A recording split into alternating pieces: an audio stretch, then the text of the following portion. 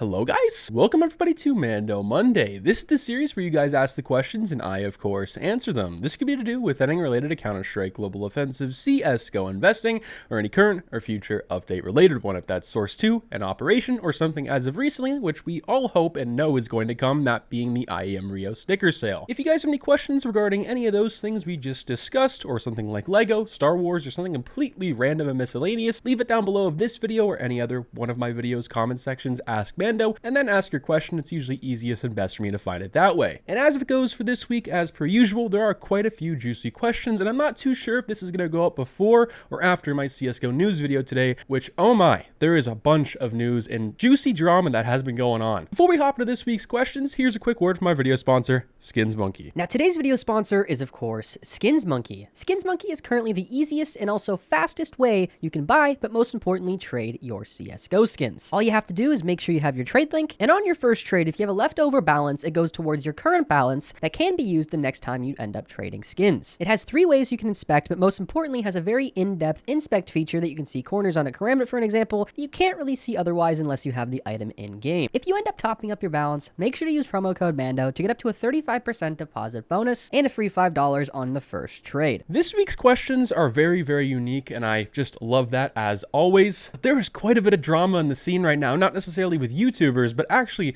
with someone like Zipple and Skinbid. So Skinbid, if you guys haven't heard of this recently, apparently the site fees are going up quite a bit, like most other sites in North America and Europe. I'm assuming that's for a bunch of reasons, and I'll discuss that later today. But our first question up here is from Alexis Popescu. He or she says, ask Mando, I have 5 Antwerp souvenir coins. Should I redeem Dust 2 souvenir packages and hold them or sell them ASAP? So I'm assuming you have or possibly could get Antwerp souvenir packages. In this case, there's a couple ways you could go about it. The first one being, well, it's not really a situation, it's more of a scenario, and it's already kind of played out. The hype around Dust 2 and all these packages and all the skins for those have kind of already gone. So your best bet in this case is probably to wait the next 1 to 2 months, especially after the Steam Winter Sale and probably the sticker sale for Rio. And by the time maybe January or February rolls around, I think you can make some very nice profit. And I think people are going to want to unbox these for the next couple of months for a few different reasons, but the main one being obviously transparent stickers. And Dust 2 actually, surprisingly for Antwerp, and Antwerp souvenir packages in general, weren't really overly invested in. I would say that's mainly because Stockholm has very similar ones and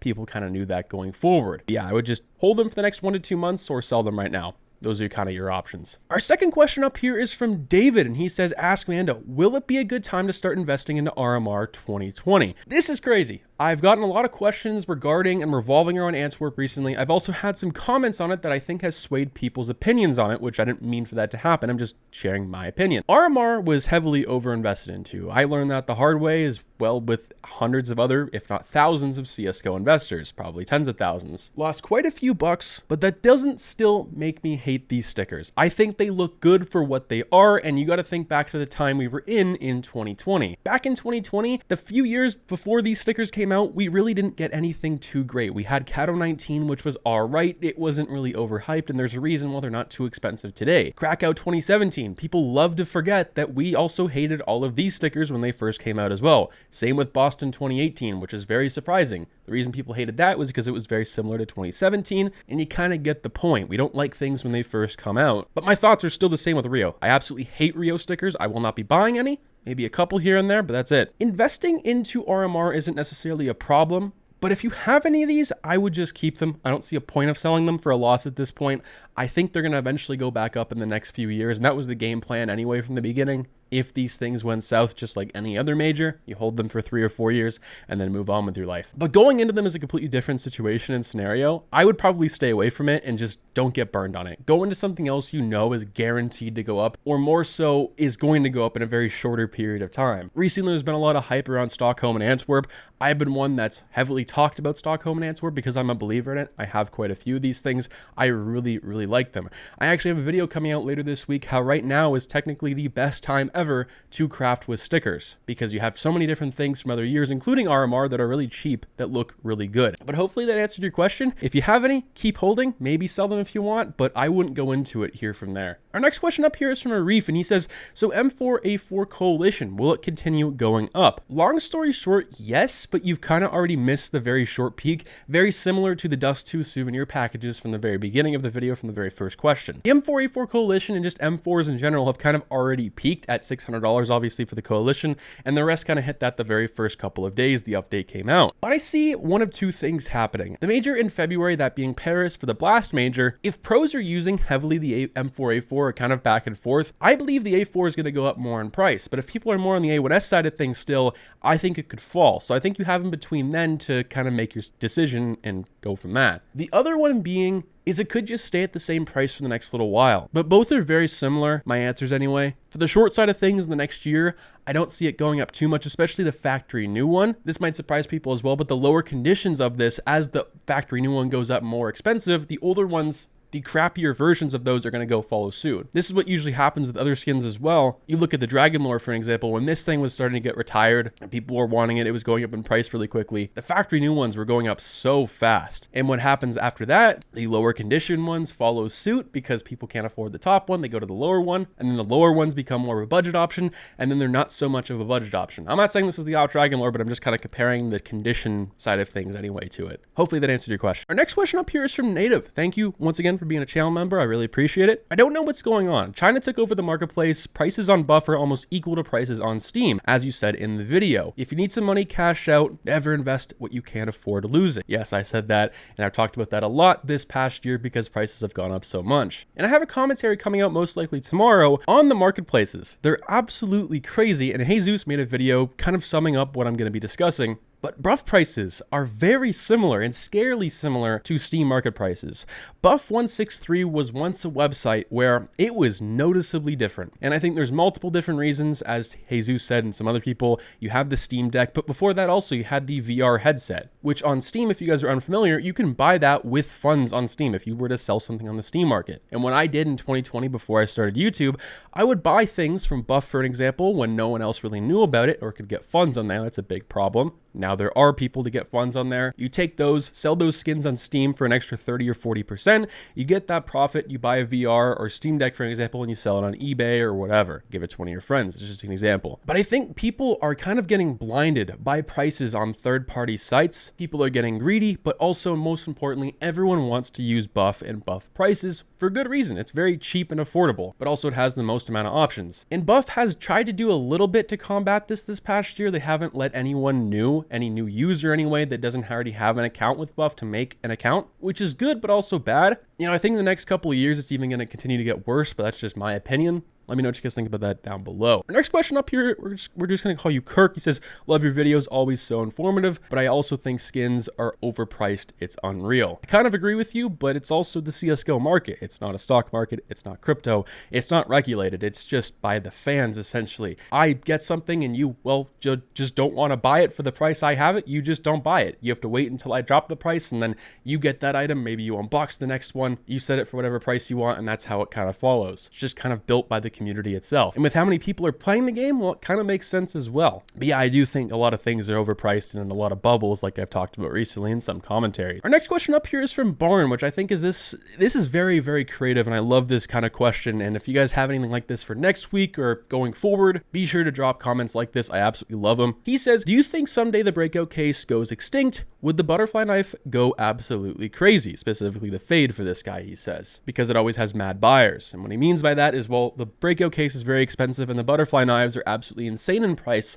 and they've gone up more insane this past year, and people are still paying that price. And well, if you're unfamiliar with the case market, the Breakout is, well, pretty much in the higher tier level, if not one of the highest tier ones, besides like the Bravo and some other ones. It's also very, very rare at this point. There's not a whole lot of them on the market, but I also think there's a lot more than most people like you and I probably think are out there. There are quite a few of these things on third-party sites, trade bots, storage units, and accounts like mine, yours, and whoever's. But I think in the next few years, we're going to start running into scenarios and situations where we do see these cases start to go extinct because they have such a low quantity, and well, no one really played back then, so they didn't drop as much, and we've also opened up all of them. Because the butterfly knife is also very expensive, it's very liked, it's very rare, but also on top of that, a fade, yeah, I do think this thing would go absolutely crazy. But just like a lot of other things, I think it would have some sort of cap. We've already started to see that this past year with certain individual stickers. We haven't really seen it with a whole lot of weapons, but mainly stickers. That's really it. So So I think we'll start to see price halts on things if that were to happen, but at first it'd go absolutely crazy. Our next question up here is from Sivs. We're gonna call you that, all right? He says, have you ever been scammed? Yes, I have, and it absolutely sucks. When you get scammed for the very first time, especially if it's over like $200 like I have, it doesn't happen again because you don't fall for things. You don't fall for things that are too good to be true, if that makes any sense. In like 2017 or 2018, I believe it was summer of 2017, I was still in high school. I had a butterfly knife night, I believe, in field tested, I believe low float or maybe high float minimal wear. I'm not too sure, but it was a pretty decent knife. It wasn't anything crazy though. And some guy claimed he was the owner of CSGO Wild, and this is before all the allegations came out that FaZe owned it, and I had no idea because I was a stupid little kid. But he pretty much tricked me into believing that he owns CSGO Wild and was going to give me a whole bunch of other stuff as long as I gave him his knife for a video, essentially. But the thing was, his Twitter, his YouTube channel was actually real. It was pretty crazy. I still don't know where this guy's account came from. Must have just been a whole bunch of bots, or he must have just fooled me really well. He had like 30K followers. He was followed also by people that I knew. And this is also kind of a reminder for you guys. If I follow anybody that DMs you asking you for something or wants to do some sort of giveaway and they want something from you, or to click a link, or to sign in somewhere, or to send them any money, just don't do it. It's usually too good to be true. Ask around the community, ask in my Discord for an example, ask in whoever's Discord if you have to. 99% of the time, it's just too good to be true, and you kind of just have to accept that and move on. And that's the lesson I learned, essentially. And also, I just don't click anything shady. Our next question up here is from Bach, and he says, I have 2 Icarus Fells factory new at the moment. Do you think I should hold them? So this is a little weird. It's kind of very similar to the A4, but kind of the opposite at the exact same time. Instead of these things going up recently, they've gone down on some sort of fire sale. Now, it really depends when you bought in on these things and if you want to make the money you did, if you did buy in at that point, because I don't really know anything. Because if you were to have bought this 2 months ago, I mean, you're looking at $700, $800 for one of these things. Now it's like $450 on a place like Buff. It's gone down quite a bit. Kind of similar to the Coalition situation, I would wait until the Paris Major to see what pros are using. Like every other tournament, doesn't matter if it's the main rifle or if it's a knife skin or a pair of gloves, usually things tend to rise up in price, and I think the A4 and the A1S are both going to rise because I think they're going to be both on a very equal playing field, where half the pros, very similar to like 2017, 2018, are using the A4, A1S. It's just equal all around. Unless you want to sell, I mean, you could sell and just get out and go into something else, but you probably will be losing money. Our next comment, not necessarily a question, is up here from Phenomenal, and he says, next update is going to include service medals for 2023, probably a new case, Xmas theme, and unsure about an operation. This is 100% what I believe as well and have covered this past week. Gabe Follower has leaked some more information on the next CSGO update when he was quiet, and really any other leaker and data miner, including CSGO, the past 2 or 3 months. And well, the next update, I don't think is going to be an operation like the whole community thought. Now everyone doesn't, because Jesus made a video saying they don't because they're just bandwagoning what he says. But I do think there's going to be a new case, but maybe not with the next update. I think it's probably going to come in the new year because the older ones are performing so much better than they probably thought they did. And also, it hasn't been that long since we got the last case. It's only been 5 months, when before it sometimes took 6 to 8, possibly 9 months before we got a new case or saw one. Xmas theme, 100% like every other year, probably some winter map of some sorts. And if we get the next case, it's going to be pretty crazy because that's pretty much going to confirm that we're not going to get an operation at least for the next 4 to 5 months. At least it could be possibly 8 or 9 like we talked about earlier. That pretty much wraps up everything for Mando Monday. Hopefully you guys enjoyed the video. I had a fun time recording that and answering every one of your questions. If you guys got any juicy questions for next week, make sure to leave it down below, ask Mando, and then ask your question. I'll catch you guys in the next one. Peace out. Stay positive, stay sexy, gamers.